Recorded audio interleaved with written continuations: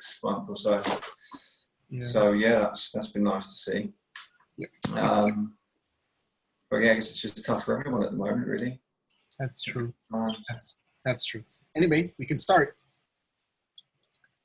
All right, good afternoon, everyone, and thank you for watching Usapang Football. And this afternoon, yes, it's the afternoon, it's not the evening, because this is the best time that we could get this dude over here, the amazing Chris Greatwich, who's been a pivotal figure in Philippine football this past 15, 16 years. And not only for club, but also for country. So without further ado, my guest, a good friend, Chris Greatwich. How are you doing, bud? I'm good. Hope people are tuning in at 2 o'clock on a Thursday. But yeah, I'm in my kids' bedroom. Don't think you see this. Got some of my kids' drawings in the background. I normally do my podcast in my bedroom, but I've been demoted due to some internet connectivity issues to my 2-year-old's bedroom. So yeah, I'm sure they'll probably pop their heads in soon just to check out what's going on. But yeah, that's what's been going on with me recently. It's all good, and actually seeing your kids' stuff is actually amazing, because it's always fascinating. Sometimes you have to decipher what they're doing, but when you look back at it, it's actually a stroke of genius. So I mean, I keep my kids' drawings, and I still have them to this day. So it's actually fascinating. Anyway, Chris, how has it been for you this pandemic? I know that you've been doing your own webcast, which is absolutely wonderful, and you've been guesting all sorts of people, which is really good. But aside from that, what has kept you busy, especially during the lockdown? Yeah, it's been difficult, hasn't it? I think we can probably chunk it into blocks. I mean, the first part of the quarantine period was very difficult.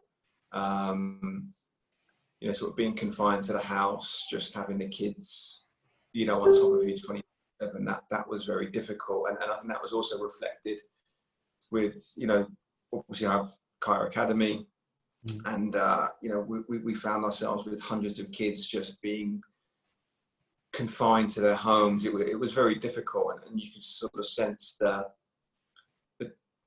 pressure from parents, how tense it was just to have that complete shift in gears from, parents normally going into the office or going to work, and now they're confronted with dealing with their kids 24 hours a day, 7 days a week.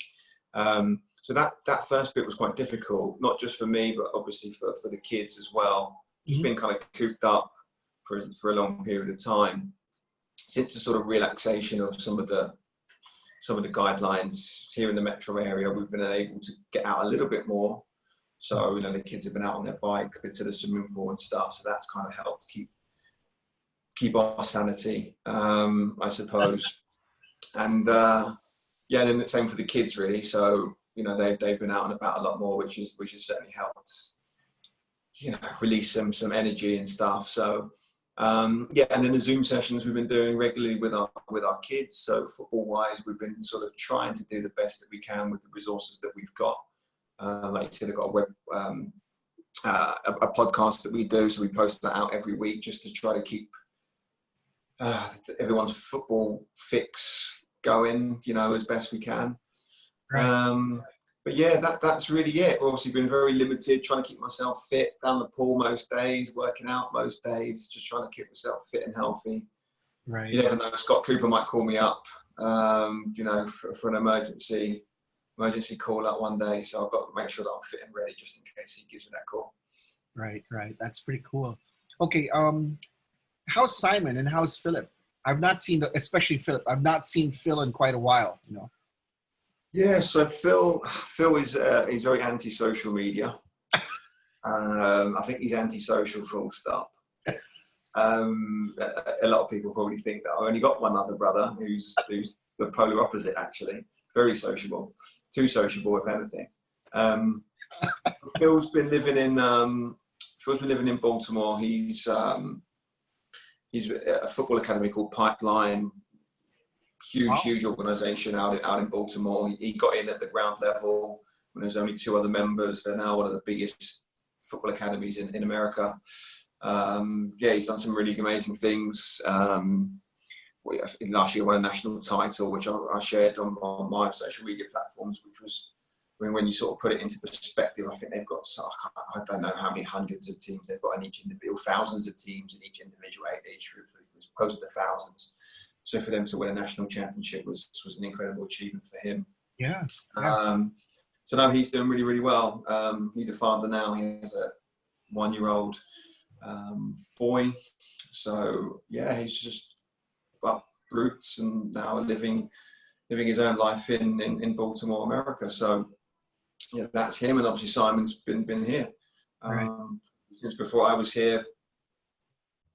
Mm-hmm. He has obviously his own academy, and then he's got other business ventures that he's involved in. So I mean, he stopped playing football now a couple of years back when Morocco folded, and just went all in with his football academy and with his business ventures. So he had opportunities to go abroad, do things abroad, but he decided to try that.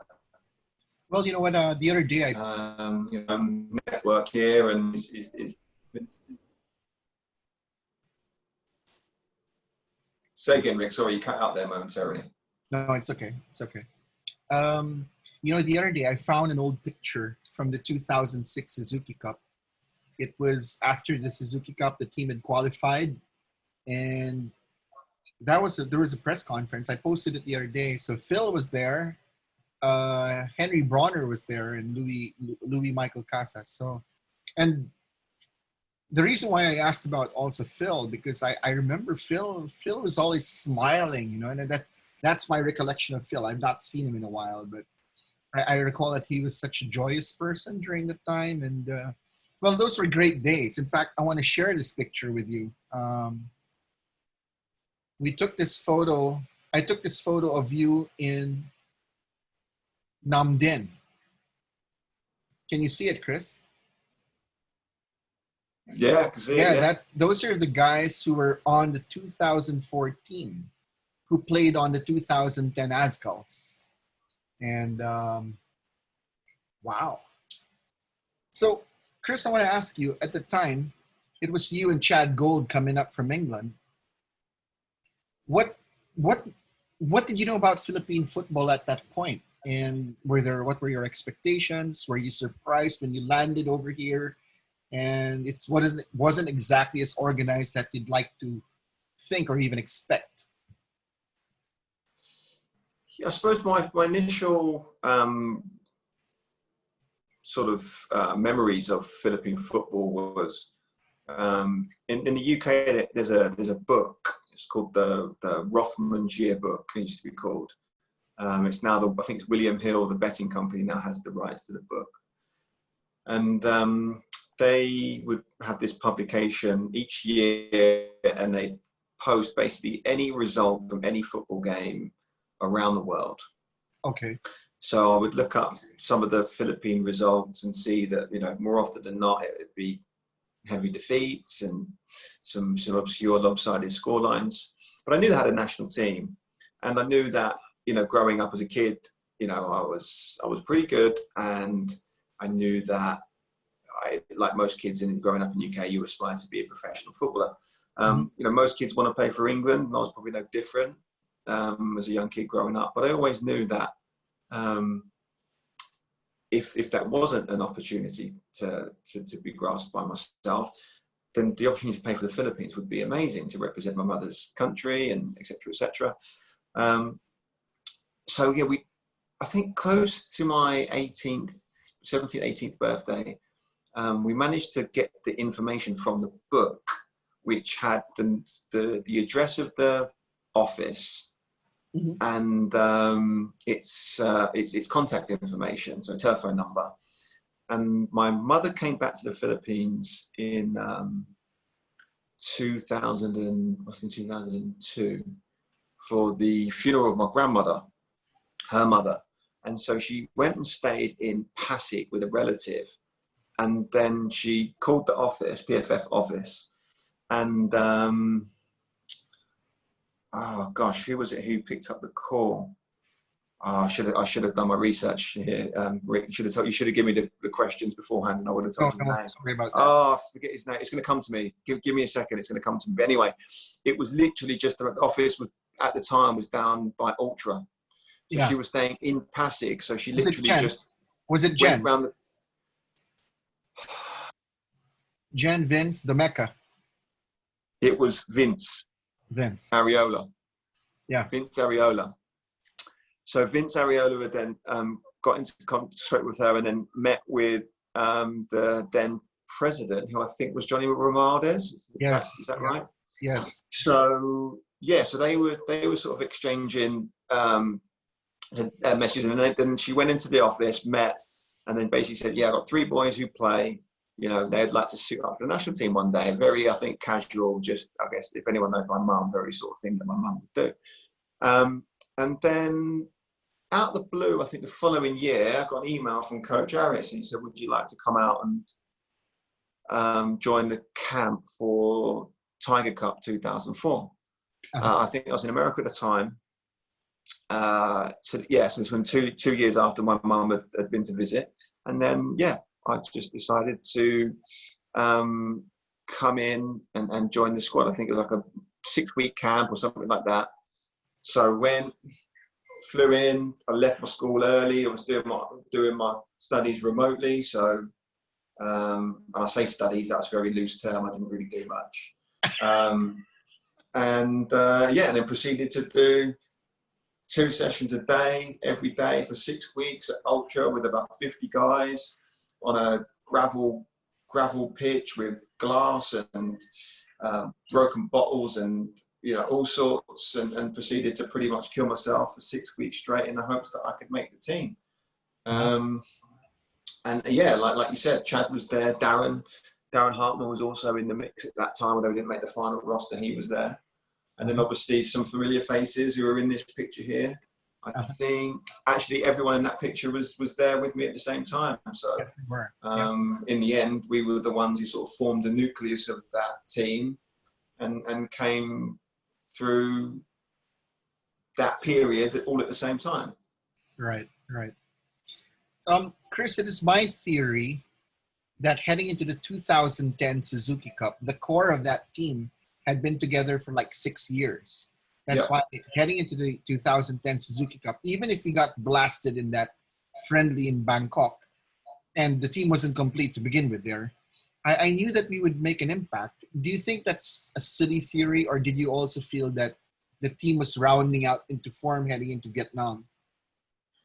We'd been together for a long time, you're right, 6 years in the making, and we'd sort of started to put pieces of the jigsaw in between those stages. So between 2004 and 2010, we would sort of add in, obviously key components. So, Neil comes in, Rob comes in, Ray comes in, and then you infuse that with the group that we already had, which is in that picture. Right. Then we had the makings of a pretty decent team. A lot of the issues that we had in previous tournaments between sort of 2004 to 2009 was the fact that not all of us could make it. Mm-hmm. There was always one player missing, or we didn't have that component at that time. So there was always these missing links that invariably led us to having so many almost qualified, or we went out on goal difference, or we didn't quite get out of the group stage or the qualification stage. So this was the first time we were able to be assembled all at once and all at the same time. Did we expect this to have happened? Absolutely not. No way. The fact that I came in the day before the first game, the fact that, like you said, got smacked against the Thai team, and most of us weren't there at that point either. It was typical us, just get together at the last minute. A real hodgepodge of personalities.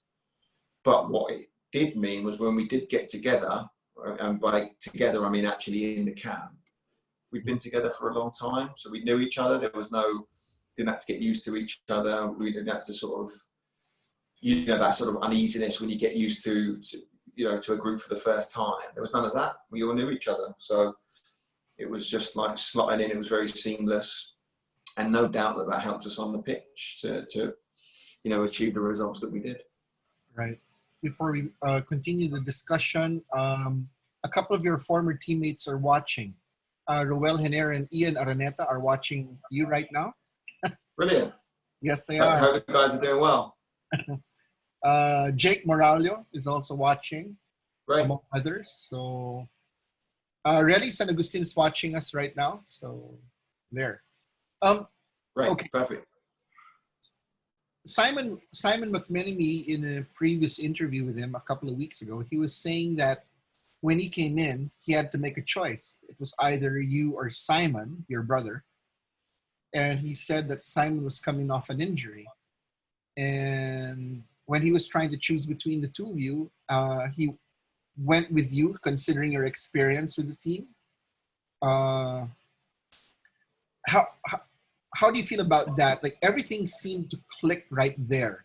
His suddenly picking you, and then you were such a pivotal player in that tournament. Whether you were assisting your teammates, whether you were scoring goals, your impact in the midfield. In fact, I recall the Indonesians not only tried to stop Phil, but they tried to stop you from feeding your teammates that ball. So the question is, I'm going to backtrack to the Simon McMenemy thing. Can you recount that story, and how did you feel now looking back at this whole thing and at your impact and at what happened in that tournament? Yeah, it's a weird one because I had Simon on my podcast, and we spoke about this actually at length. We really unpacked it, because I think it's something that he needed to get off his chest as well, because it was a little bit of a contentious subject really amongst the three of us, because obviously my brother Phil, I think, was the one who initially spoke to the PFF about him getting his job, and then Simon was the one. So my brother Simon was the one who kind of pushed it for him to kind of get the initial interview. And then when he got the job, he was obviously busy doing, it was much of a whirlwind when he came out here to take the job. But hadn't really spoken to us, there was no sort of thank you message or anything like that. Not that we were really expecting it, but I guess it would have been nice. And having known how it all panned out, it kind of worked out. But so it was a little bit of a contentious issue. And then I think, if you recall, I wasn't, or Simon wasn't in the squad for the qualifiers in Laos, and then again, sort of no response, no news, or didn't get a favourable response. I forget what it was now. So there was a little bit of an element of, we weren't sort of, we didn't feel like the situation was handled very well. So then, of course, he invites me out. And I think when I arrived, I think right before we'd even sat down for dinner, I had to sit. I remember sort of sitting down or taking him to the side somewhere and saying, like, look, just so you know, this situation, I'm not really happy with how it's transpired.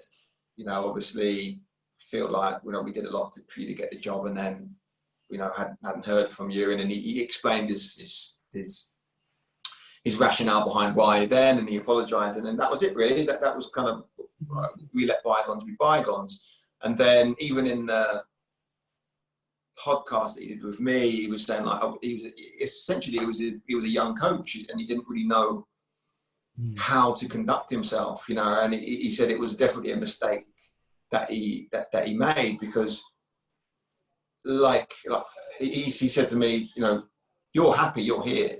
I should have extended the courtesy of a call to Simon, my brother Simon, because he's the one who's going to be disappointed that he's been left out. And I think, and he's admitted himself that, I think in that now, in his role as a more experienced coach, I think he's better at doing that with, if a player doesn't make a game day squad, he takes them to one side and he explains why. And I know I've taken that. I think a lot of the players who I worked with, they'll probably say a lot of things about me, but I would always, if someone wasn't in the squad, I would make sure I sat down and I would talk to them and explain to them why they're not in the squad, or if it's a late decision, give them a phone call. There's nothing worse than, you just not knowing why you've been omitted from a squad, or not knowing why. So, so that was really it. And he really spoke in apologetic terms when he described that kind of that situation that occurred in 2010. Because I hadn't played a game in probably 11 months. I mean, there's no way that I should have got selected over my brother. No way. It was quite frankly, it was a terrible decision. But it all worked out. So it was a stroke of genius. So look, who knows? If maybe my brother had come, maybe it would have been him who would have, who would have got the plaudits, whatever. If it was Manny Ott, maybe if Manny Ott was here, obviously he was the guy who I essentially replaced. Maybe that was him. Maybe it was just my time. Right place, right moment. So yeah, and for that I'm thankful, because at the end of the day, that decision has shaped my career really, and probably many other players off the back of the exploits of the team from that competition. Right. Okay. We're in Vietnam now, and I want to ask you, because some of the players were aware of what was being talked about in the pre-tournament press conference, and some don't know. Some recall Simon McMenemy talking about it in the pre-match discussions. The question is, were you aware that, well, it happens all the time, that the coaches were looking past the Philippines, and like in the press conference, they were just talking like how many goals they'd score against the Philippines. And I recall Simon looking at them, are these guys serious? But then again, they're well within their rights to do so. So what we want to know is, were you aware of that disrespect? I know it's been there for a while. Did it fuel you personally, if ever? No, not really. I don't really take too much. I don't take too much to heart what people say about myself or teams that I play on or teams that I've coached. Maybe there's an element of mind games. Maybe there is an element of lack of respect, perhaps, from some countries. But what's said in the press conference, I take with a pinch of salt, to be honest with you. I think I was even in one of them. And yeah, that's fine. If people want to think that way, you're talking on the pitch at the end of the day, don't you? So people can say what they want. I'm sure Simon probably used it as fuel to try to motivate us. But yeah, I mean, ultimately that sort of stuff, never really affected me. I mean, yeah, maybe that ended up lulling teams into a false sense of security. But I did a podcast with Daniel Bedett the other day, and he was saying like, they weren't looking past us. When we got the 1-1, they knew that we were a decent team and they had to be on their mettle to get the win. So we obviously got the draw from the first game. I know that the Callisto from Vietnam thought that would be a walkover game. I mean, they beat Myanmar 7-1 in the first game. They were reigning champions. I'd be pretty confident too if that was me. So he was probably well within his rights to think that way. Right. But if he transmitted that to his team and they ended up getting in that comfort zone and thought that would be a walkover, we definitely managed to change their thinking within that 90-minute game. Definitely. I'm going to take you back to that Singapore match. That was really late in the game when you scored, and that was coming off a nifty cross, by James. And do you remember the exact? I know it's on YouTube, and I think you've probably seen it so many times, dozens, probably hundreds of times. Maybe thousands. Thousands. Can you take us to the emotion that you felt registering the first ever point by the Philippines against Singapore in such a massive, massive game? Do you recall what was running through your mind at that point? I remember a lot. I remember a lot about the last 20 minutes because I was dead. Like dead. I hadn't played a game, like I said, in about 11 months. I probably only played about 2 games over the course of 2 years, maybe, which was the Taiwan games under Des Ballpin earlier in that year. Yeah. So 60 minutes in, I was dead, and I was thinking, 60 minutes, that's brilliant, Chris. You flew in the day before. That's a good shift. And I remember turning to the bench and saying, I need to come off. I can't move. Wow. Like, no, we're not going to sub you off. So no, we haven't got anyone. So Okay, I said, well, I'm just not going to, I just won't move then. So if you actually watch the goal itself, if you actually watch the video, when we recover the ball, I think it's Haner gets the ball and plays it to Phil. I'm not even anywhere near that. I'm not even in the picture. Yeah. So, and that's pretty much half the field. So where the camera is positioned on that particular, if you had that as a screenshot, I'm actually not in the picture. So at best, I'm at the halfway line. At best, I'm at the halfway line. And the ball's probably just about encroaching on the final third. Haner plays the ball to Phil, and then Phil works the ball wide to James. And even then, if you look on the picture, I'm not on the screen. Yeah. I'm still way back. I must be probably 40 yards out at the time when James even receives the ball. And don't ask me, Rick. Don't ask me what made me do it. I can remember saying to myself, like, Chris, you're dead. You're dead. And then just going, just getting the, just like, this is it now. This is it. Just one last run. Just run in the box. Just run in the box. Something might happen. And then the next angle on the video is it sort of pans into James, so it's a little bit closer. The focus is a little bit more focused, and then the ball comes in, and then literally out of nowhere, I'm just there. And what's funny is, I mean, if I'm being really honest, Ali would have scored that if I wasn't there. So I ruined his life.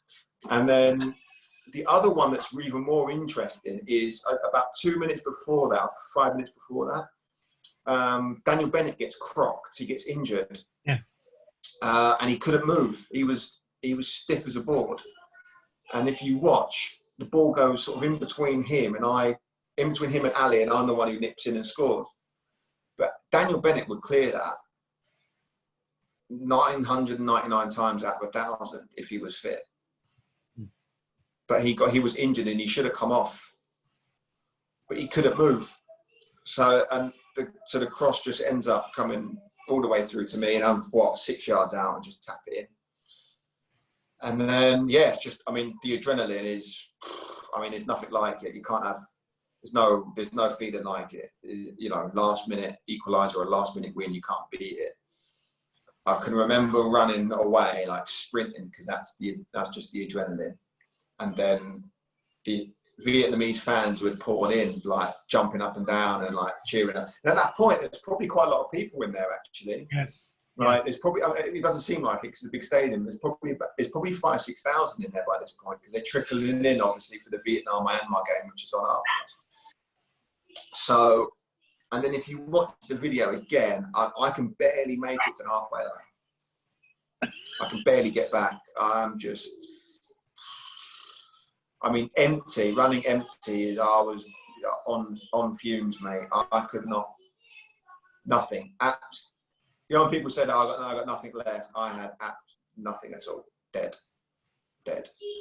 So, yeah, they get the ball. I remember they ended up clipping the ball into the box, and Neil caught it and went out to catch it and dropped it in the box. And I was like, honestly, if they score, I said, I'll be fine. But they didn't, obviously. And then, yeah, he claimed it, booted it up pitch, then it was the final whistle done. So, yeah, I mean, and if we'd have finished that, if we'd have lost the next 2 games and gone out, that still would have been probably the highlight of my football career, you know, because it was an amazing result in itself, in isolation. Amazing result. They were phenomenal. That team was unbelievable. And Daniel Bennett said the same. He said that was probably the best team they had in terms of player for player. That was the best team, and they won it 2 years later, pretty much with the same group of players. So. Yeah, that was a brilliant result. Really, really, really fond memories of that game, obviously. Right. But, you know, when I think about it, and as I interviewed the rest of your teammates, I've been trying to get them 1-on-1. Yeah. The more I think that I'm not a guy who believes in fate. I think you make your own fate. But I don't think you can discount certain things that fall into place. Because I remember Rob Gear pointing out that the team would have not made the Suzuki Cup, the main tournament, were it not for Ian's hat trick against Laos. So there are a lot of things that happened along the way. You are getting picked, you're scoring, everything seemed to fall into place. Um, and as I recall, uh, in the press conference before the match against Vietnam, we knew that Henrique Calisto was under a lot of pressure. In fact, Simon McMenemy and I discussed some press conference tactics where I would try to needle him because he was under so much pressure, and he snapped. And actually, there's video of that where he was upset uh, by all the questions from the media about the pressure of winning and all that, because they had all these problems domestically. Um, Now the next game, Vietnam, was obviously the turning point for everything that has happened since. And you played once more a pivotal role in that game. Can you take us through? You said that you were dead on the legs and all that, but obviously the adrenaline was running there. What was going on right before that match, especially before halftime against Vietnam? Yeah, it's so funny, mate. I don't think I've ever told anyone this, but I remember going to the stadium, and there was this song. It's a Mark Ronson song. It's called "Somebody to Love Me," and it's the basic premise of my interpretation of the song is about a guy who has sort of become a shadow of himself, and he's trying to reignite his passion for life or whatever, and try to become this person that he always thought he could become. It's got the singer on it is Boy George, I think, and he's got quite a haunting voice. And I remember that as another track, because it's a dance song, but that track in particular came on when I was going into the stadium.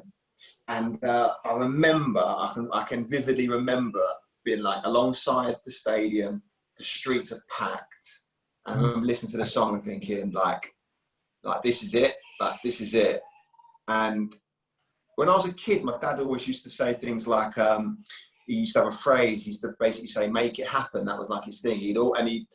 It was his way of telling me, like, you need to impact the game. You're the one who needs to change it. Like, don't look around, don't look for anyone else. Yeah, you've got good other players in your team and stuff, but you're the one. You need to be the one to make the difference. And my role evolved with the national team a little bit as my career progressed. So as we got more and more really quality players, I then became more of a role player, more of a facilitator. But at that time, I felt Neil's a goalkeeper, so he needs to make saves. Rob and Ali, they're the ones who are going to keep stuff out. You've got your industrious workers, but really goals are going to have to come from Phil, and then you're going to be the one who has to score, you have to provide. That's basically it, So I knew going into that game, and I was confident, obviously, from what happened the game before.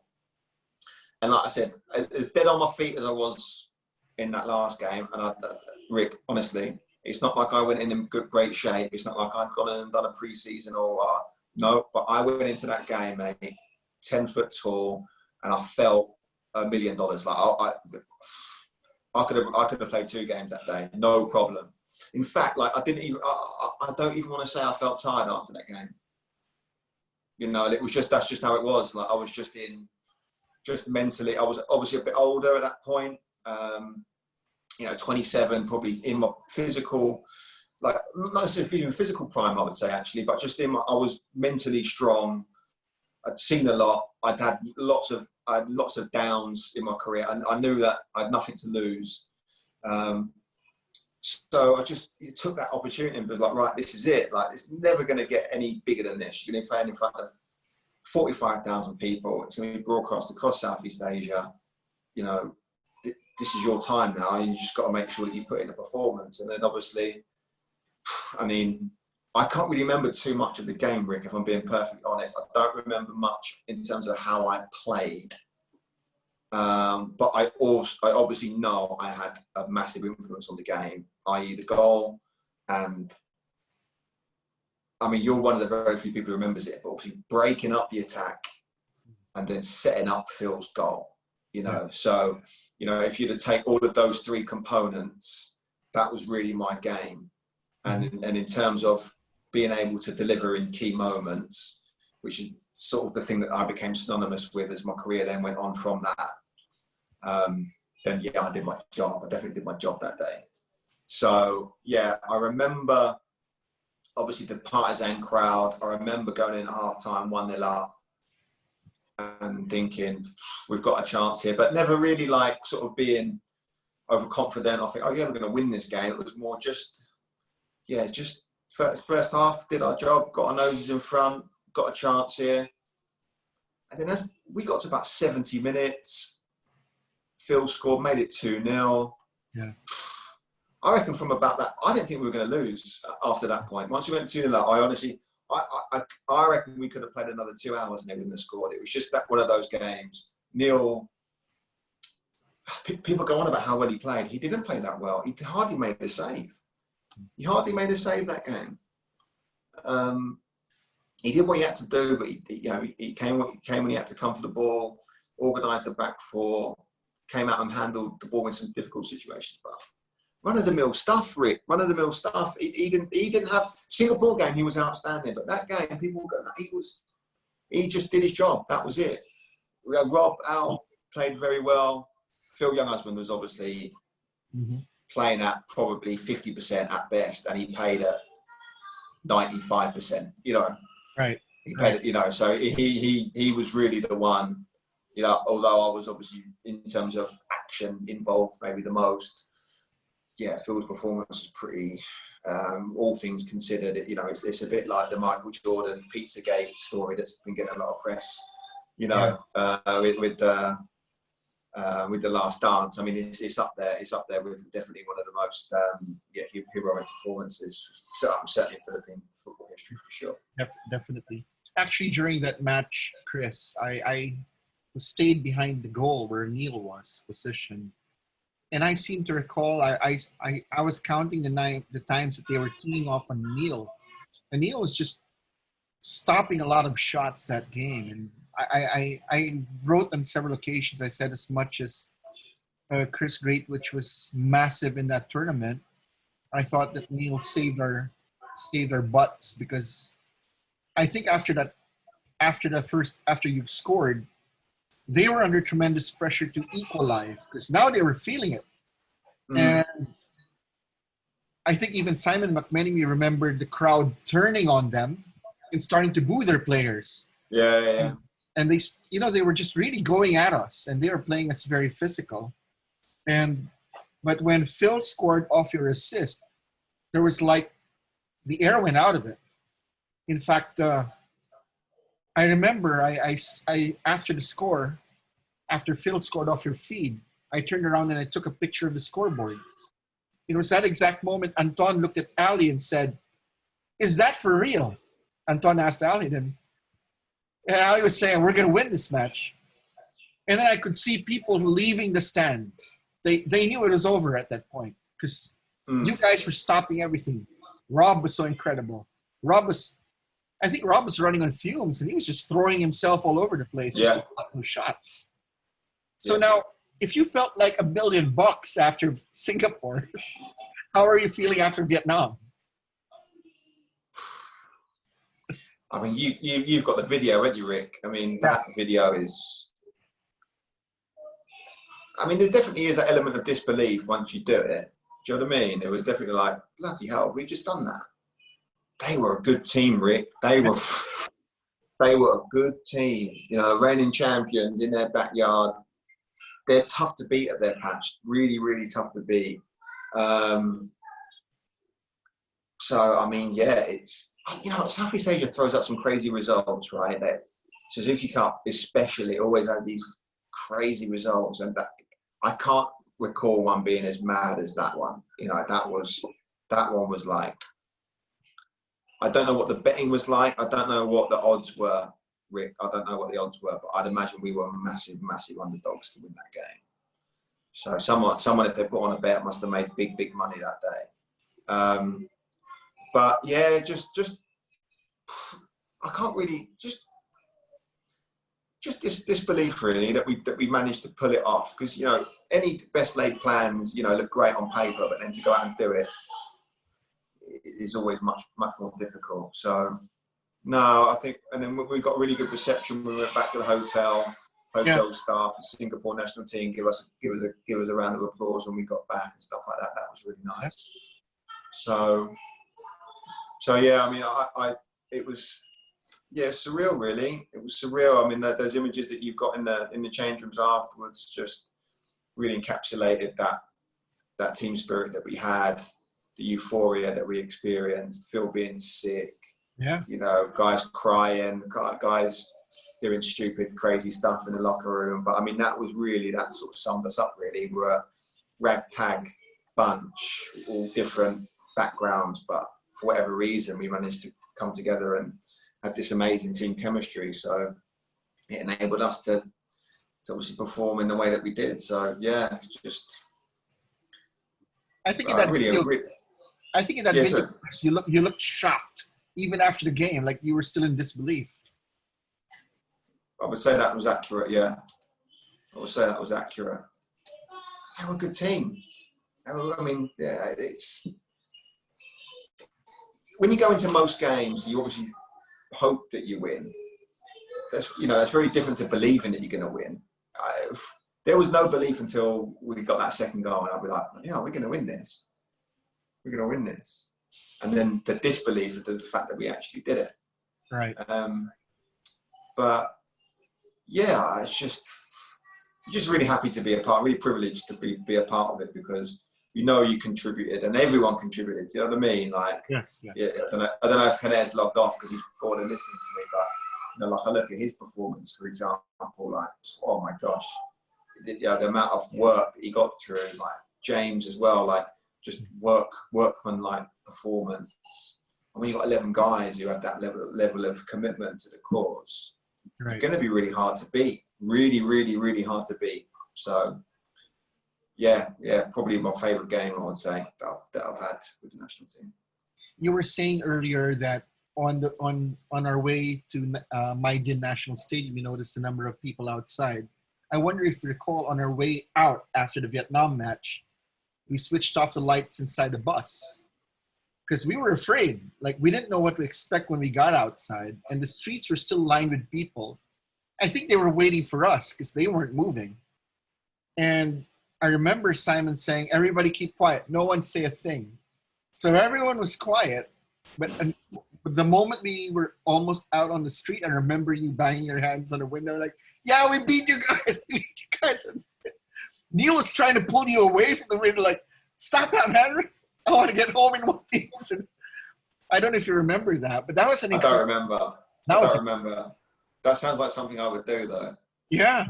And I know I took a lot of film of that, so I've been trying to look for my hard drives and look for that. I know I took a video of that because there's a lot of videos that I have not shown everyone.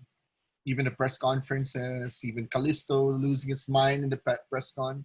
I have a lot of that stuff. And even training. I wanted to put it out right now, but I'll just send them to you for your own. I think I told the guys that this doesn't belong to me. It belongs to you guys. So I should be sending you this material. And I talked about, Rob was suggesting that rather we should do a documentary, but not called The Last Dance, but The First Dance, actually. Very good. Yeah. I got probably around 1,000 pictures here of that tournament. There's a lot of pictures that I have over here. Anyway, so as I recall, against Myanmar, the coach, their Korean coach said that, was it Korean? I'm not sure if it was Korean now, but their coach nevertheless said in the pre-match press conference that as much as they want to stop Phil, they're going to try and stop you. And as I recall, we had a tough time during that game. We had numerous scoring chances, but they were always trying to prevent you from feeding those balls. What do you recall of that Myanmar match? It was important that we get a point off that, right? To get into the semis. Yeah. So what are your recollections of that match against Myanmar? Yeah, I remember it being, obviously we travelled to a different location, didn't we? Namdin. Yeah. So it was a bit of a strange setup. It was obviously no fans, and we stayed in a really crummy hotel, and it wasn't the most sort of salubrious environment. And then I think it was really just get the job done. I mean, I knew a draw would obviously see us through. I think we had some chance. I actually think I played all right in that game. I remember missing like an overhead kick, which was a really good chance in the second half. I think we had another couple of chances in the second half. I think there was one instance where they got kind of close. I think Neil had to come out and make a save. I think the guy rounded Neil. He went around him and he went he sent him quite wide and he couldn't get his shot off. I don't want to say it was a comfortable draw, but I think we just needed to do what we had to do. And it was quite nervy at times, but I don't really recall I not having that many opportunities. Right. And then obviously, again, as he got later on in the game, it was just a case of just trying to see it out because we knew a draw would be enough. Yeah. Wasn't fussed about coming top of the group or any of that business. It was more just ensuring that we qualified really. And we managed to get the draw that we needed. Meant that we secured passage, which is ultimately what we wanted, what we aimed to do. Not from the start of the competition, but obviously after the Vietnam game, we knew it was possible, and the fact that we did it was incredible. Although it was a little bit low key, and it wasn't the most exciting of games or exciting ways to qualify. Certainly by comparison to the first two games, right. It was just great to get out that group stage because that group was extremely strong. So to qualify out of that group was a massive achievement. Right. Okay, the team flew back home to Manila for a few days to get ready for the group stages. And all of a sudden the team was being invited to all these TV shows, these talk shows. Then the team made an appearance in the halftime of the PBA game. And believe it or not, I actually found that I have a picture of that one. I'll be sending that to you as well. Now, I wasn't there, Rick. No, but the team was there at the halftime show of the PBA. So okay. I have pictures of that one. Now, if you recall, do you remember that press conference held at Magallanes after the 2006 Suzuki Cup? I posted that picture, and then I don't know if you recall it. There were no sports media except for me, and then people are asking you questions like, "What's your favorite food? Your favorite color? And do you know any Filipino words?" I don't know if you recall that. And then I remember you saying out loud, "Is anyone going to ask me about football outside Rick?" And because those were all the questions. I don't know if you remember that because the reason why it was the foot cow thing, right? It was the foot cow. No, it was after qualifying for the Suzuki Cup. It was held at Magallanes. You just arrived, so let me try and pull out that picture because all of you guys are in flip-flops. Yeah. I'm sure we're all wearing like foot cow hats. Go put the picture up, and I think I remember the one that you're talking about. Hold on a second, but nevertheless, how did you feel with all that media attention all of a sudden? Because there was, you know what, Rick? There was a few times where I was like that, and I got a bit agitated. I'm not. How do I say this nicely? I don't take to people who don't do their job properly. I don't suffer fools gladly. Like, I don't like that element. I think if you're a journalist and you're going to go and interview a footballer, do your research, know a little bit about the sport, know a little bit about what's going on, and ask some relevant questions. I don't think that's too much to ask, really, if you consider yourself a professional in whatever job you do. Mm-hmm. So, yeah, there was a couple of times when, you answer those silly questions, do you have a girlfriend, all that sort of stuff. There were loads of those ones. And I'd see Phil and James just, see, look, if you look, we've got foot cow hats on. No, but this, I checked it with Mike Casas, and this was after, I recall this is after qualifying. This is, I know exactly when this is, Rick. This is after we'd gone to Bacolod, hence my Bacolod t-shirt. And Phil's as well, which were gifts. And then we've gone to the Mizuno office, and here in this press conference, Rick, it was. I'm not sure what it was for. I forget the guy's name. I think it's David. And then that's why we've all got foot cow hats on. Part of this, obviously, alongside talking about the fact that we qualified for it wasn't the Suzuki Cup then, it was the ASEAN Championships. Okay. So qualifying for the ASEAN Championships in Thailand, after we played the qualification in Bacolod, we then went up to the Mizuno office, and that was where the press conference was held. But I think in conjunction with obviously that, the organisation, the FootCal organisation, sort of jumped on it, I think, as well. Hence the reason why we're wearing the hats. And that is what it is. So, yeah, I can remember that. I remember we ended up playing a game. We ended up trying to get as many movie titles into into our answers as possible, because the questions were just ridiculous. They were. And I remember someone asking a question like, it was like, how many years would it take for us to qualify for a World Cup? And I think I said 7. And then they were looking around like, I said maybe 7 years. And then I think someone was trying to work it out, like 7 years isn't even, like it wasn't even a World Cup year or whatever. I was like, nah, just people are going to ask me stupid questions. I'm just going to give you stupid answers. That's what we did. Yeah, I think we even got like Pirates of the Caribbean in there. I think that was one. That was probably my brother. Like, if you think I didn't care, he was the worst. Yeah.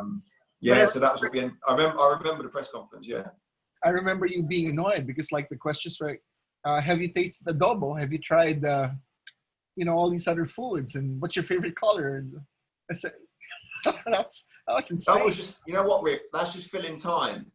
You know, I get it if it's part of an interest piece or if it's part of something, try and get to know your cows, right? But it was literally just, they had no other questions to ask. So they just filling time because it wasn't going to take up column inches. You know what I mean? It wasn't like that was going to be front page news. So you needed loads of information on the guys. Wasn't what it was. They'd been given that assignment and they just needed to ask dumb questions just to try to fill the time. And if you're going to do that, I'm going to give you stupid answers. I'm sorry, that was just how it was. If you're not going to entertain me with your questioning, then I'm going to entertain myself. So that's kind of how that one went. So yeah, I remember it. I do remember that. That press con, yeah. That was hilarious. Okay, just to finish off that 2010 Suzuki Cup with a couple of more questions. We battled Indonesia pretty tough. I think after that, no one ever dumped on the Azgals like with those obscene goal counts anymore. No one could ever do that anymore. In fact, Indonesia had such a tough time, and were it not for a miscommunication thing between Neil and Ray, that first goal might have not even happened. You might have even gotten a point off them.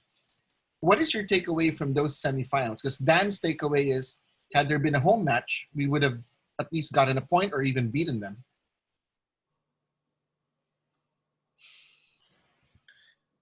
I think maybe that's wishful thinking. You know, I think the type of team that we were set up for a counter-attack. You know, we were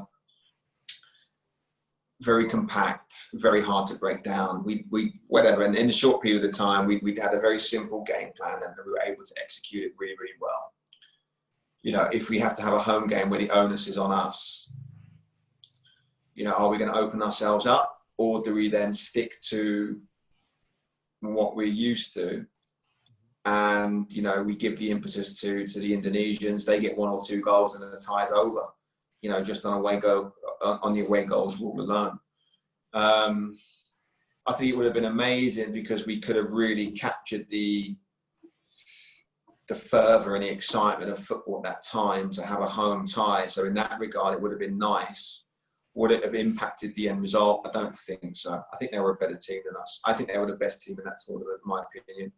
And if I'm being honest, the experience of playing in front of 90,000 people twice in a week, even though we lost the 2 games, experience-wise, I don't know how you felt, but that was the best for me. It was. Best experience I've had in football, irrespective of the result. You can't explain it until you go there and experience it. Right. The electricity. Even more so the second game. I mean, the first game was a bit like, oh wow. Even the second game, we knew what to expect. But the intensity and the ferocity of that is, I don't know, I've never experienced anything like that in my life. And I don't know, I don't know what it's like to be in the Bombonera, a River Boca game, or I've never been to a Rangers Celtic game, you know, or one of these really, really intense rivalries. But, you know, when there's just 90,000 just rabid Indonesians, I mean, and they were rabid, they were just so excited to potentially make a Suzuki Cup final. I wouldn't trade it. I wouldn't trade it for anything.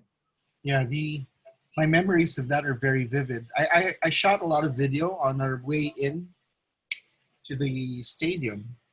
And as you recall, we were just outside the stadium, the hotel, the Sultan Hotel. And it took us quite a while to navigate that crowd, that foot traffic just to get inside.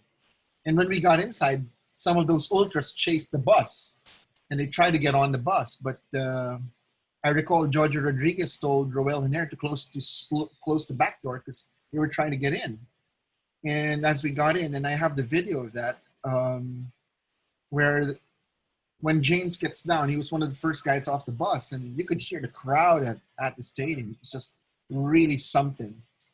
And Ali was saying that Rob was just within touching distance of him, and they couldn't hear each other. They couldn't understand each other. So was it the same for you in the midfield? How did you communicate with your teammates then? Hand gestures. That was it. Couldn't hear a word, mate. Could not. I mean, I remember shouting at Rob and him just going, that was it. And that was just get on with it. Right. Get on with it. So difficult, especially for someone like myself. And if you look at our team, the spine of our team was English. You know, in terms of born and bred, and had, you know, that element of communication in common. So it did neutralise, I think, a lot of the things that we probably brought to the table in that regard. And then when you summed it up, communication was probably one of the issues that we encountered on the goal in the first game. But yeah, just the atmosphere and the noise. I don't know what decibel level it is, but I can't imagine many things being louder than that. It was just extraordinary. In your opinion, Chris, did the Philippines come away with a lot of respect after that tournament? Because now I think after that, everyone prepared for us. No one took this lightly anymore. Yeah, and if you look at it, what is it? Four semi-finals in 5 years, and the only one that we didn't qualify was the one on five competitions. Sorry, and the only one we didn't qualify was the one on home soil, which speaks volumes. Again, going back to the narrative of us not necessarily having it, but the home game would not necessarily have been beneficial. Mm-hmm. So yeah, obviously that's the case. Yeah, I mean, everyone now knows that we're up there. We're up there with the best teams in Southeast Asia. I think the only negative really is the fact we haven't managed to get to a final and ultimately win a tournament. That's not happened. So that's the biggest disappointment. In your opinion, Chris, do you think that we should have won the Suzuki Cup at least once in this past 10 years? I think we should have got to a final. The 2012 team was strong. We should have got to the final that year, in my opinion. I thought we were good. Year Singapore won it, I thought it was wide open. 2014, my last competition, that Thai team was brilliant. I don't think we were better than that Thai team. And then the most recent one, the Vietnamese team was strong. Yeah. I would say they were the best team in the competition, that competition. So I think we should have got to a final at least then. We had a chance in 2010, but in the other ones, I mean, even the last one, 2018, we had a chance. Yeah. We had a chance. Had we won at home, I think we would have been a different situation for us. And I think that was the other one where we could have potentially have done something there. That was probably the next closest, I would say, to 2012. But that 2012 team was good. Probably should have made the final. That's the one we probably should have won. You've played in Panaad before, so the picture you're seeing is the Challenge Cup against Mongolia. One, describe the atmosphere there. And Didn't play, Rick. I'm sorry. Didn't play in that game. Yeah, but you were still in the lineup, right? I think that's you number there. It's you. Nah, Neil. that's my brother. Oh, is it? That's not you. Didn't play. Yeah, didn't play. I played against Mongolia. I didn't play against Mongolia. I was in the US. I had to sort out some papers, so I actually missed those two games. Yeah, one of my biggest regrets actually not playing in that particular game, because obviously that was really when ASCAL mania was at its height. Would have been nice to. I'd experienced obviously Bacola before, yeah, I'm sure it would have been an amazing experience. But yeah, in a way, it was nice. My brother got to experience that. He then played in my place and did well. So yeah, I mean that was a nice opportunity for him to get some involvement with the national team. So no, that's actually Simon in that picture.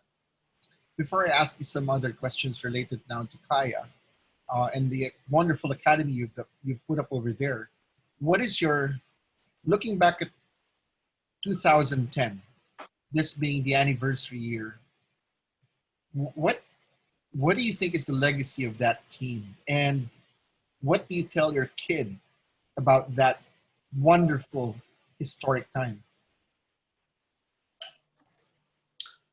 The legacy, oh my God, I don't know with that one, Rick. I'm so conflicted with what the legacy is. On the one hand, obviously the national team has gone on from strength to strength in terms of its results.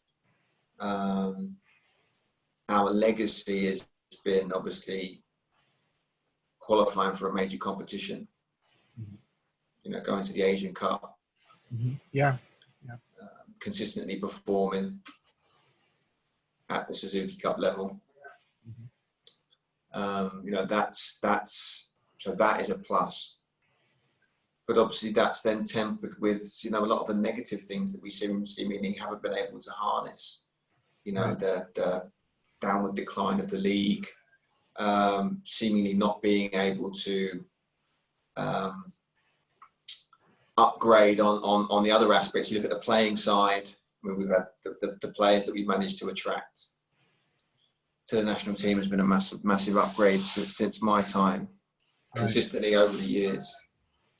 But we haven't seemed to manage to balance that off with the other things that's necessary, in terms of infrastructure, in terms of having a long-term plan that can be followed to harness that success that we had from 2010 to have it for future generations. It just doesn't seem to have been captured, and then that for me is disappointing, because you want your legacy to be, well, after 2010, what happens? We had a professional league, which we did have. We have loads of kids playing, which we do have, but then you want it to be, and then it just continued to go on this upward trajectory. And and like you said, I mean, in many ways, look, Ceres, great. They are proving that it's possible to do that at the club level. So on paper, you see now that on paper we have direct qualification to the Asian Champions League. Right. But we've got 5 clubs, maybe. We don't know. Now, professional clubs. I think you wrote a great article, Rick, the other day about when I first came, there was as many, is it 24, 26 clubs? 26. 26 across 2 tiers. Yes. I mean, that's what I would love to have the legacy to have been. And if we were talking about how we would love to have that progressed, it's now 3 divisions across, 34 teams. It's, youth leagues, youth tiers, success in terms of the underage national teams, a long-term vision that we're all connected with and we all buy into and we all believe in, to enable that there is some parity between the homegrown Filipinos and Filipinos who are born abroad like myself. Because there is a parity, Rick. There is a parity. For every Chief Dong, for every Ian Araneta, for every Aroa Hene you get, you're going to get hundreds of people like myself who have the benefit of training at a higher level, exposed them to better coaching, have, better facilities to train out of. And these are things that it really irks me, Rick. It really, really irks me, because everyone deserves to play on a level playing field, and I feel like you said, for my son, he's going to come through the system. What are his hopes? Is he going to be able to fulfill his dreams and aspirations? Should he want to be a footballer? He can be whatever he wants. I don't care. But if he wants to choose that, he's not going to be able to thrive in this environment. It's just not possible. So if that's the legacy, then it's pretty disappointing. It's pretty disappointing. It's disappointing that we're talking about 2010, and 10 years later we're still talking about some of the similar issues that we probably spoke about back then. Yeah. And we've sort of had the upside, and it seems like we're sort of, going back in the other direction a little bit. So let's see what happens. I hope this pandemic can be an opportunity to jumpstart football in some way, shape or form, because we've been flogging a dead horse for a long time, Rick, with the domestic league. Very little interest, obviously, from television, from media, from the fans. It just hasn't been, as a spectator sport, it's non-existent really, barring sort of pocket games here and there, pocket events. It needs a reboot. I even look at like Qatar Airways as a sponsor. Like, what mileage are they really getting out of the sponsoring the league? I can't really see it. Obviously, it's probably just a favour from Qatari FA trying to help the league out, which is great. We need it to enable us to keep the league up and running. But surely we want someone who's got a real clear vision to want to take the league forward at the domestic level. Surely you want someone within the national team set up to want to, really invest in order for us to get to the next level. Consistently reach Asian Cup, consistently challenge at the top end, the business end of the Suzuki Cup. I've heard people recently talk about, let's get us to a World Cup. Anyone can get to a World Cup, Rick. If you put enough money in a short period of time, you can probably get to a World Cup. But surely the plan's got to be, what's the long-term sustainable plan? Right. What measures are we going to take in order to make sure that generations of players can succeed in the national team? Not just a one and done. That for me that's the worst. That's the worst. It'd be amazing if we made a World Cup. Amazing. But what then? What then? I mean, you've already seen Series. They've obviously gone bust from chasing that dream. Chasing that. I don't know, Ricky. But if he was to go back and do it again, would he prefer to invest all of that money in some sort of grassroots initiative to try and have a more sustainable model? See, like, all the best players from Bukola converge on his team, and have that team in his image and his creation. You know what I mean? I don't know. I don't know him that well. Obviously, they've had amazing success at the club level. Amazing success. So I don't. Is that maybe that was enough for him, or maybe that's enough for the Philippine football public. But from my perspective, I would just love to see something that's more sustainable, more long-term, something that will see us through for generations, not just something that, is a flash in the pan, which I really hope when we look back, and I've said this to you before, when I first came into the national team, about me coming in being a watershed moment, because I felt that more Filipinos like myself would come in, and that proved to be the case. I hope that on the flip side, this isn't a watershed moment where it's like, we've had our time, and unfortunately it's not sustainable because we didn't look at it from a long-term perspective. So that's what I hope. I hope that whatever happens post-pandemic, the legacy of what we did can manifest in some sort of long-term sustainable program that we can all get behind. Everybody. Because I feel at the moment it's a little bit disenfranchised, it's a little bit disgruntled, the Philippine football community, which is sad, because we need to harness it, because it's not a huge group. When we do that, I think we could be a very powerful force. I totally agree with you. In fact, I'm wondering, I think you guys, the Young Husband brothers, the guys who helped pave the way, even throw in Chiefy and Ian, I think you're on a certain position where you can say that, because you work for a very influential, classy, and professional organization, which is Kaya. And I feel that Kaya, me being a Kaya fan since the 1990s, I always thought that they were one of the model clubs. So I think even the owners, Santi and all these guys, I think they're in a position to say something about what's wrong with football. And it, I think it just can't be people like me. It's tough. Like after I wrote those series of articles, I know some of the guys in the federation weren't too happy. Although I did get a lot of messages from people in the national team, coaches all over saying like, go on. But I said, I'm not here to pick a fight. That's not it. But we What need were to, they not happy with, Rick? I'm sorry, What were they not happy with? me pointing it out. Which things specifically? The one where I said we just lost 7 of the biggest clubs. We lost all the big sponsors. So what's wrong? Why aren't we doing things right?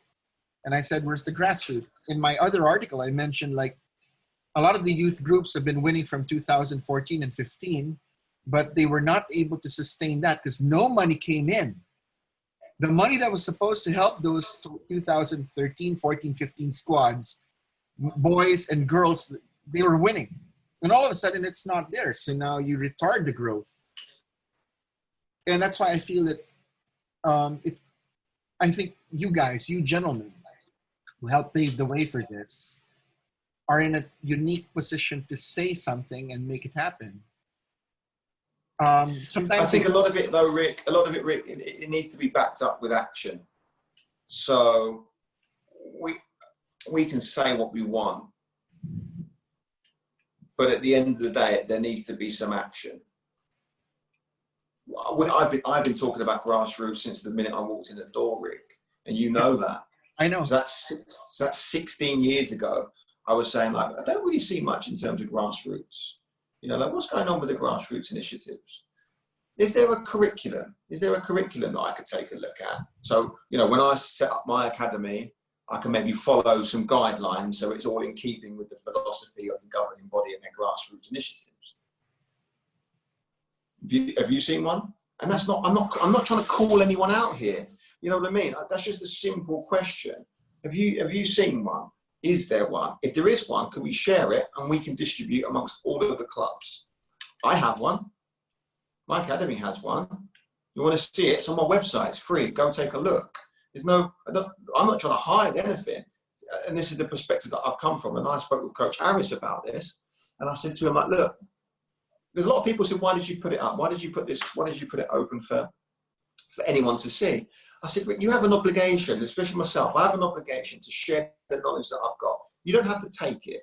You don't have to accept it. A lot of people might think, oh, it's just, you know, Chris being egotistical, Chris being arrogant or whatever, and, you know, trying to flex his muscles because we've got the biggest academy. It's not the case. Obviously, through my time, I've acquired certain knowledge. I don't know it all. That's not what I'm trying to say at all. But I know a little. And I think it's important what little I know, that it should be shared. You know, we had Alvin Acampo on my podcast, and he's the same. You know, he feels a little disillusioned with it. Uh-huh. So he just worries about his own little patch. You know, can I really just concentrate then on what I can control? Because I've had a lot of people this week, Rick, and it's off the back of your article, I'm going to be honest. They've been like, well, you need to get more involved and do stuff. And I'm like, there's only so much I can do. I'm not going to be letting the door of the PFF to run grassroots initiatives and that sort of stuff. And that's fine. But surely as a former national team player who's running the biggest football academy in the Philippines, you'd probably want to reach out to me and say, like, you know, how's it done? How have you done it? How can we help? How can, you know, we can facilitate one another to ensure that we get the best possible product out to our kids, this and that. But that's just, that dialogue isn't there for whatever reason. I don't know if there's a point person who's designated to do that. Here's an idea, Chris. What if you guys form a players association or something? That way the collective voice, like Patrick Dato actually reposted the article, and a lot of actually former players or current players were saying, you got to read this, but it's hard. Like some people were upset at me for writing it. And I said, look, I'm not trying to tee off on anyone, but aren't you worried that Ceres might not be here with us? Global is not in the form it is. Loyola's gone, Archers is gone, Air Force, the military teams are not there. JP Voltes, and Mauro Rosen even pointed out even teams like Union, they're no longer around. And why can't we create an environment, a canvas that is economically viable for all? Why are we rushing certain things? And I feel that maybe if you guys band together, then that collective voice will be powerful and it could be heard. Because I it's think hard. that's also tough. I think that's also tough, Rick. I mean, you more than anyone would know that you get blackballed, don't you? Yeah. You get ostracized. Yeah. You know, let's say if it is a Patrick Dato, I know you obviously just retweeted it, but there's only a small pocket of Filipino players that you can choose from for the national team, right? So let's say someone with a strong voice then comes out and says something, or what's going to happen? Exactly what you encountered, Rick.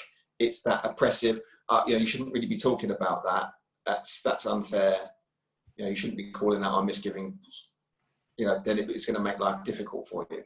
I know, because it's happened to me too. It's happened to you, Rick. So that's why I left. And we're all in this situation where I think a lot of people are coming in at this angle with good intentions. I don't think you're there necessarily to call people out, to make people embarrassed.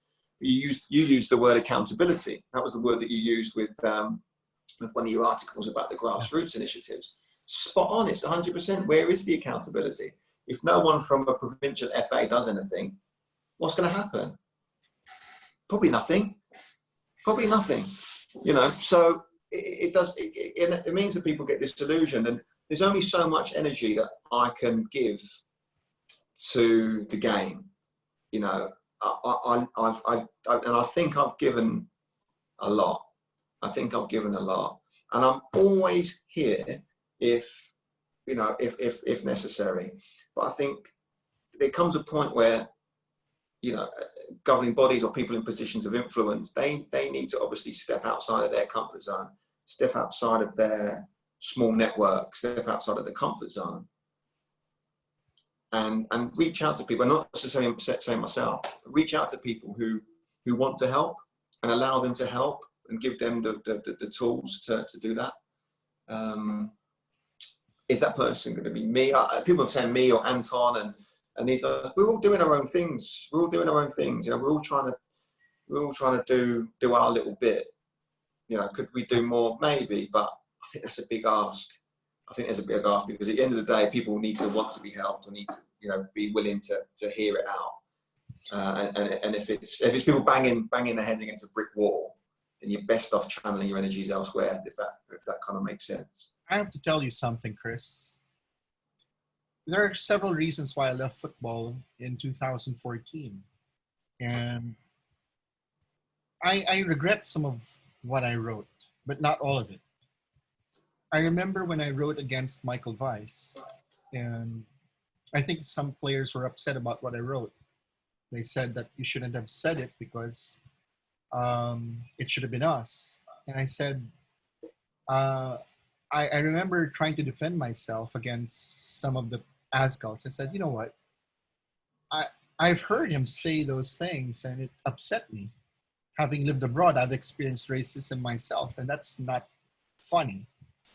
It's not something I enjoy. So writing about calling him out for that one and what I felt were his inadequacies. I think what hurt more was some players telling me you shouldn't have quoted certain players, and I said, okay, maybe I shouldn't have. But why don't we make a stand about these things? It's not fun getting called out. And so I left. That's one of the reasons why I left. And the last few weeks, some coaches and players have been telling me about the situation regarding coaches. And I said, look, I've been away from football for so long. I don't want to come back and write something where I'm teeing off on the leadership because it looks like I'm asking for attention. And that's not what I want. I don't want anyone's position. I don't want it. I'm fine. I'm not even paid to do it. No one's paying me to do these things. I just love the game. So I said, let me just come back and do some stuff about the ASCAL since it's the anniversary. And then when news leaked around about Ceres, I said, that's a tragedy. And now you have Smart, Globe, Suzuki, TV5, ABS-CBN, among some sponsors who've totally left the game. And that was my point in the previous article. Like, why are we losing these sponsors? They're thinking that the game is not viable, economically viable. It's not worth the amount of money they're putting in, and that's a tragedy. So someone did not take care of the gains of 2010. So, but I'll tell you, Chris, it's a hard and lonely road. Don't get me wrong. I do not like writing negative things about people. It's not, I don't get my kicks off it. It's Yeah. not easy. It's not. Getting, like, for example, Marty Martinez out of there, that brings no joy to me. I did it because I had to do it because of what was going on. I just discovered this morning I still have the coverage of that entire episode at the Congress where he was ousted. I taped the entire thing until the moment he walked out of the assembly. Watching it again, and I was seeing some people in there. I said, oh my God, this guy still hasn't done a thing. 10 years later, he's still there running football in his province and he hasn't done anything. And I felt bad. I felt genuinely bad. So it's hard. In fact, my article today, I named my All Asgals decade, of which you're one of them. I named my All Asgals decade from 2010 to 19. I want to write good stuff, like how I did in 2010, writing good stories about what the team was going through. It's tough. It's a long, hard road. And I know it's too much of an ask for the Asgals, especially guys like you who help bring the game there. But definitely somewhere down the line, someone has to make a stand and say, we're not getting any better. We're not. If we're going to grow this game, because a lot of these efforts, they might be for nothing. Something has to be done on a macro level to bring the game up to where it's supposed to be here. Last night, I interviewed a journalist from Korea, South Korea. And he told me their own version of the miracle of Hanoi was South Korea beating Germany in the last World Cup. Yeah. They were saying that, this journalist was saying that prior to that, no one cared about the K-League. But now, after that, everyone's just like, oh, let's go. So they have their moment going for them right now, but they're still light years ahead of us. So I don't know what the answer is to local football. I mean, the answers are there. It's just that what's in between, no one knows how to get it done. I don't want to put you guys in a position, but I'm thinking that you carry more weight than what I can ever say, Chris. I'm not buttering up to you, but the fact of the matter is you fought for this country, man. So I think people will listen to you, man. That's how I feel. I mean, I'm going to do my part to back you up. But it has to be you guys, Phil, James, everyone who served, Chief, you know. Oh, that's just my feeling. I'm sorry. I'm probably going to get crucified for that one because they're watching us right now. So anyway, Alvin Ocampos watching. No, he's the man. He is your man. Yeah, exactly. Anyway, let's conclude this webcast. One last question. It's about the academy. How, when you look at the work that you've done with the academy, and I truly think it's amazing. I see it when you post it, and I hear people talk glowingly about the academy. What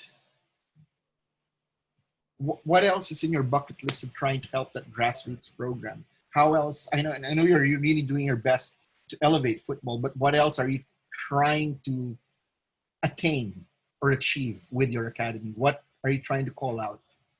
Yeah, this year has been an absolute nightmare for us. We put a lot of things in place last year, knowing that this year was going to be our year to sort of really roll out some different elements and components of our academy. You know, the first group that I had when I moved to the Philippines 2013, they're now under 15s.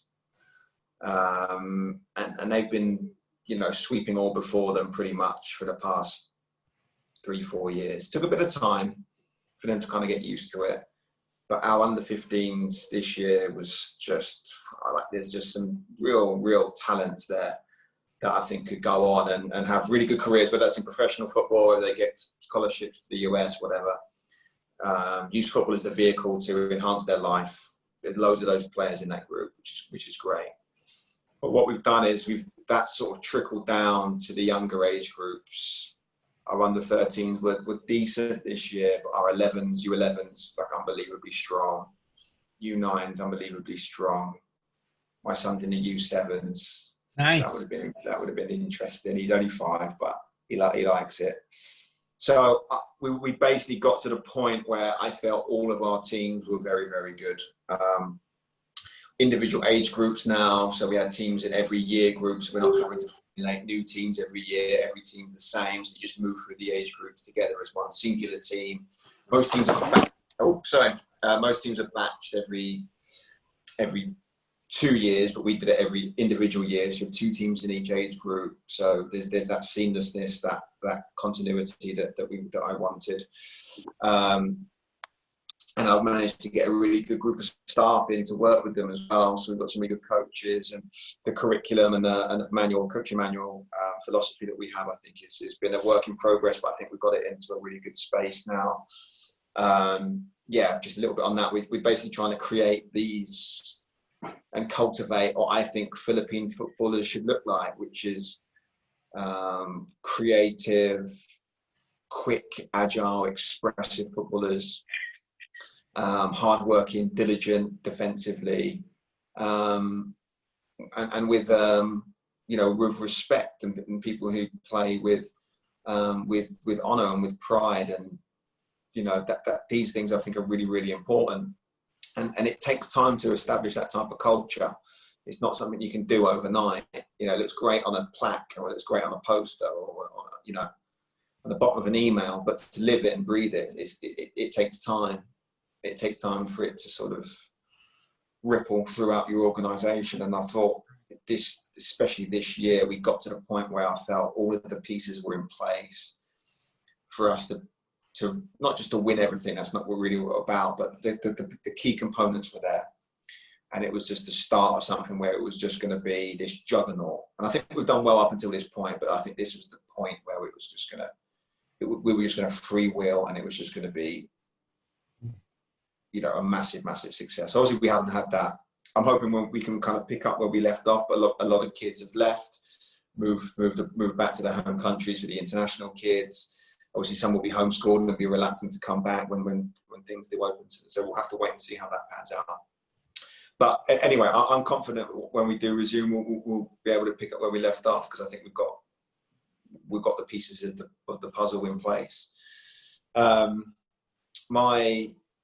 My hope with that is that we start to create players initially, obviously, for the men's team. We're probably a couple of years off being able to produce players that you could feasibly play at the professional level. But once that happens, I'm hoping it will be a viable option for them. But then what we've seen with the domestic league, are people going to be wanting to do that? Because, again, as you said, is it going to be economically viable?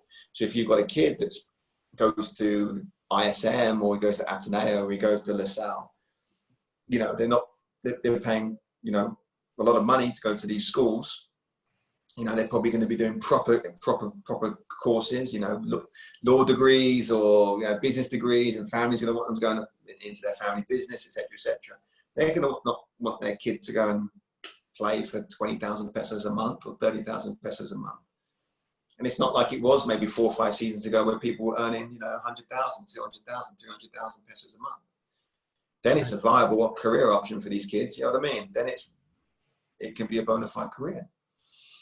So the logical pathway for a lot of these kids now is, if the league doesn't prove to be viable, is maybe you take your talents elsewhere. So we're creating pathways now. We're linked in with a couple of organizations to help facilitate that. So we have a company, Added Sports. They're coming in, they're doing stuff with our kids to try to get them to the US. So people who want to do the US system, I think that's a really great pathway for a lot of our kids to try to pursue both the football and academic side. We're obviously trying to make connections with coaches in the local community, people like Alvin, people like Anton Gonzalez, people who are positioned in schools where they can take a look at our kids and then prospectively get them a good education. And just generally give them options. Use football as the vehicle to give them options. If they want to go and pursue football, they want to leave at 14 and go to Europe, or go abroad, no problem. We can help facilitate that. If they want to go to US college, no problem. We can facilitate that. If you want to stay here and get a good, academic career from UP or La Salle or Ateneo or whatever, you can do that. And hopefully we can help you along that journey. That's really what we're about. And it's not about, look, success for me, Rick, it's not about winning YFL trophies and all that kind of stuff. That's a byproduct of the good things that we do. We get good coaches and we train at a nice facility and we give them good instruction, and we get, off the back of that, we get good players to come to us, which means that we're successful on the pitch. But success really is what happens in beyond the pitch. You know, that's really, for me, where the success lies. If we can get a player to go into the national team, that's great. But if we get 75% of our kids going on to get college scholarships, that's a much bigger win, surely.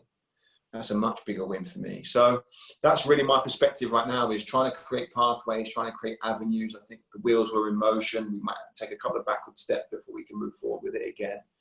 But yeah, it's all about trying to create this environment where the kids can thrive and the kids can enjoy playing, have a passion and enthusiasm for the game, and fan those flames. Really, that's what we're about. So yeah, I love doing it. We're really enjoying seeing the fruits of our labour. Obviously my kid's in the academy right now. My youngest one's only 2, so he's a little bit off at the moment. He's not quite at that point, although he has been training a little bit. But I just enjoy doing it. It's where my passion lies at the moment. It's where I'm enthusiastic. I think I've alluded to, I think that pro level, I was head coach at the men's team for 3 years, but it does drain you. It is difficult, to be in that environment where, some of the misgivings of the league and the organisation and the issues that stem from being involved in that, it does take its toll. So being in control of something more is certainly something that is more appealing to me at this particular moment in time. And then moving forward, obviously for me, I'm just, I'm ambitious. So, I'd love to get back when the opportunity arises and when the right role comes in to maybe look at a different option. But for now, just really happy, enjoying working with the kids, and hopefully we get back onto the field sometime soon. We'll see what happens with the pandemic, but that's our academy in a nutshell, really. Well, I've been watching you from afar, and I'm amazed and happy and proud of the work that you do. Thank you so much. And it was great talking to you, Chris. It's been a while, and I hope to see you more often. And good luck with what you do, man. I wish you all the best. So thank you, Rick. Yeah, it's great to see you writing again. Like I know you've you've had your issues, but I think there needs to be an element of truth, and there's too much fluff out there, and then sometimes we need to delve deeper into things, and maybe I speak my mind a bit too much, and then that gets me in hot water, or people perceive. No worries. Perceive in a certain light, and I think you're probably a victim of that too. But I think at the end of the day, people deserve to know the truth, and I think people deserve to know the full story. And that's how I think if you live your life a different way than you did, then you're going to be living a lie. So I hope that people who listen to this will, appreciate my honesty, and that's just my take on it. It's not gospel. That's just my perspective. If anyone has a different perspective, they're more than happy to voice their views, and I'll listen to it. I've got no problem listening to other people say their piece. So if people have a difference of opinion, that's fine. But I hope they enjoyed it, and I appreciate you taking the time to speak with me, mate. It's been nice. Enjoyed it. Yeah. Watch out for the next article, because aside from the All Asgals Decade team that I mentioned that should be up anytime now, the next article is about what is the master plan when it comes to football. So that's going to rile some people. No, I don't intend. Okay. Bye, Chris. Regards to Sam and everyone. Regards to Sam and everyone, okay? Bye, Chris. Thank you so much. Thank you, mate. Bye. I appreciate it. Thank you. Bye. Goodbye, everyone. Thanks.